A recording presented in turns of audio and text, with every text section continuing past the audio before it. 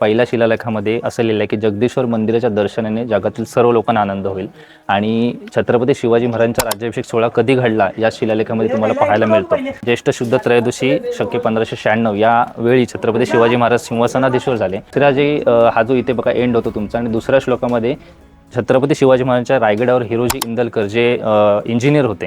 आता खूप जणांना वाटतं की हिरोजी इंदलकर हे इंजिनियर होते, परंतु या पूर्णपणे बांधकाम प्रमुखाचे जे मंत्री होते, जसे बांधकाम मंत्री आता आपल्या महाराष्ट्रात पाहायला मिळतात त्याच प्रकारे आबाजी सुंदे नावाचे बांधकाम मंत्री होते आणि त्यांच्या अंडर हिरोजी इंदलकर यांनी रायगड बांधला।